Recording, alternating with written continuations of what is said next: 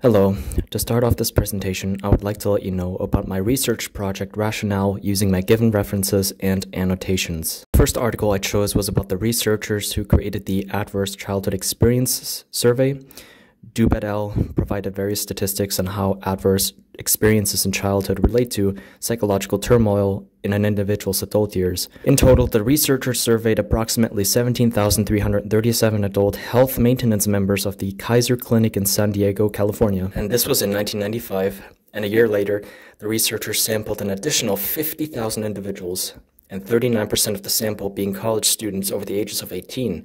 That's approximately 26,261 college students.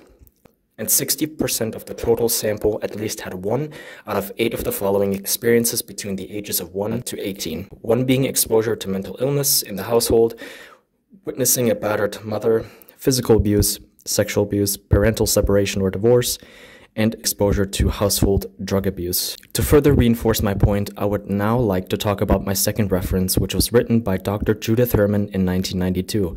Her book called Trauma and Recovery focuses on the idea of complex post-traumatic stress disorder.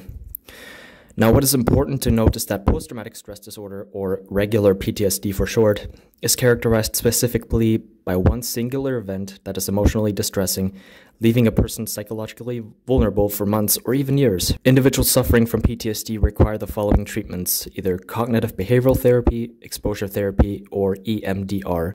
Now, Herman makes the argument that there are also a series of traumatic events that make treatment difficult. Someone suffering from complex PTSD may require more intensive care. Prolonged traumatic events, such as domestic violence, a person tends to develop a skewed perception of the world. Now, someone growing up in a hostile environment, for example, may not profit from regular therapy. And Herman makes the argument that the tendency to dissociate is a coping mechanism that was constructed at an early age. Victims of violence may even believe that the world is a dangerous place due to the mental schema developed in the formative years.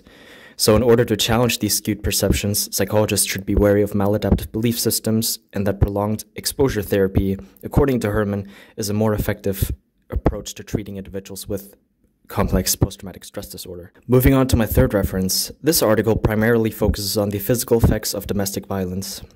While it is important to note the physical abuse caused by perpetrators, Hucker and colleagues provided some rather disturbing statistics using meta-analyses data from the Center of Disease Control. They found that approximately 10,000 Americans in 2021 have been exposed to some form of domestic violence that includes hitting or pushing. It is important to note that the researchers in this article do not focus on the psychological downfalls to abuse. However, also found that 10% of those 10,000 people have experienced domestic violence annually. What is disturbing is that that's approximately 1,000 children per year. Now, the reason why I chose these articles is to specifically bring awareness to adverse childhood experiences such as domestic violence and focus more on the idea of complex post-traumatic stress disorder. The idea of C-PTSD is not included in the DSM-5, and Judith Herman makes the case that diagnostic criteria and effective treatment should be considered for those with chronic exposure to trauma. So to understand more about trauma, I have compiled some research objectives for my final project. First, I would like to understand the prevalence of adverse childhood experiences in college students between the ages 18 to 45. 2, I would also like to further understand how childhood trauma, if any, impacts the adult mind and behavior. And finally, number 3, I would like to understand if there is a correlation between adverse childhood experiences and C-PTSD. In addition, I would like to let you know that I will not sample any individuals younger than 18. Children who would like to participate in the research study should be willing to provide assent. However, I realize that there has to be some form of IRB approval, which can take weeks, if not months, and therefore I will only focus on the target population, that is, LCSC students between the ages of 18 to 45. Now I would like to talk about how I will operationalize my variables, but first I will now introduce my variables of interest. Okay, so first, trauma severity.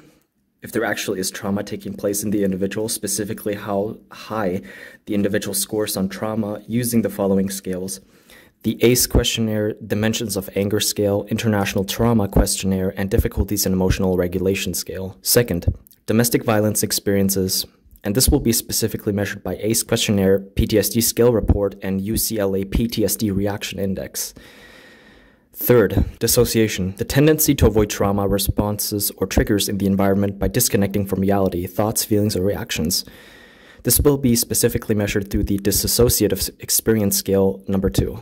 In terms of recruiting the participants, I would like to reach out to all students currently enrolled at Lewis Clark State College through email, if possible, and provide them with a questionnaire composed of compilations of the previously mentioned scales, which I will also provide in when I turn in this assignment.